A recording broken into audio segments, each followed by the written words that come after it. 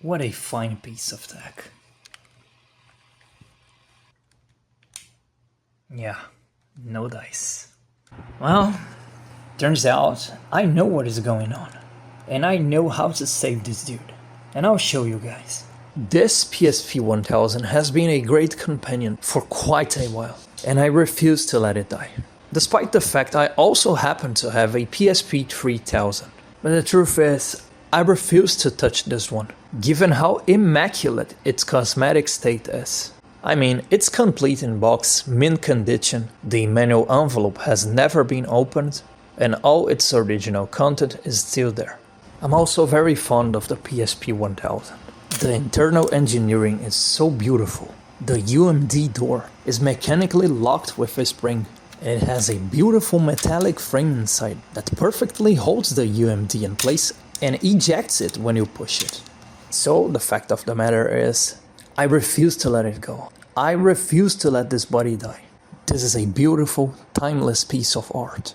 The problem with this big body is most likely a supercapacitor that is present in every PSP motherboard. It even looks like a CMOS battery, but this is actually a supercapacitor. The problem is, once these bastards start malfunctioning, and trust me, they will malfunction eventually. It's not a matter of if, but actually when.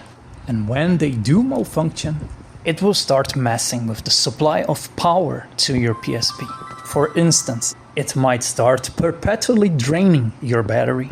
So you charge the battery to full capacity and it runs out in a matter of minutes. Sometimes your PSP will only function if your power supply unit is connected, and sometimes it might not even recognize a battery. I mean, an otherwise fully functional battery simply doesn't work.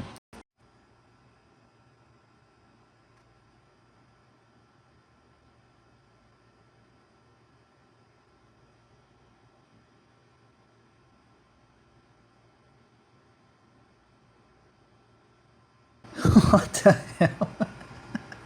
I mean, why, dude? Why?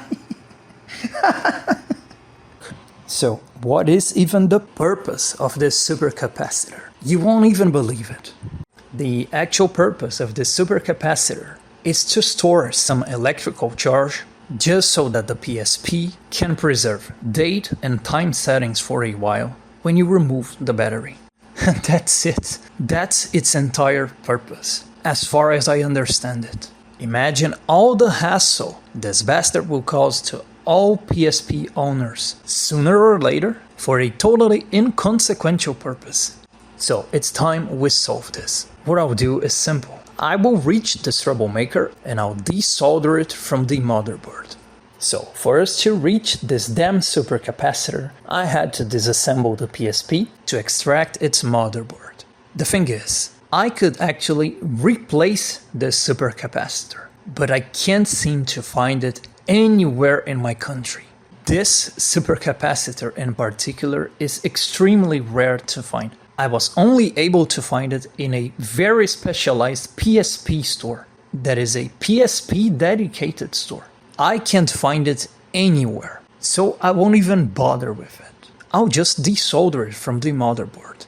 I can still fully preserve date and time settings as long as the battery is connected to the PSP. So why even bother? I have also seen people exchanging the supercapacitor to a CMOS battery, but to me that is completely pointless. It will quickly drain the battery and I believe it will last up to a year tops. So it's not worth the hassle. So we disassemble the PSP. And voila, there we have it. I knew it. Look how corroded it is. It's this bastard causing all the problems to my beloved PSP 1000. So I should desolder it and clean all the surrounding components and traces with isopropyl alcohol. A cotton swab and a gentle cleaning with a toothbrush will do. Just make sure to remove all the corrosion on the pads, the surrounding components and traces. Now it's time to reassemble, at least partially reassemble the PSP, to see if we are successful. And there we have it. My big body is back to life. Man, I just knew I could save you.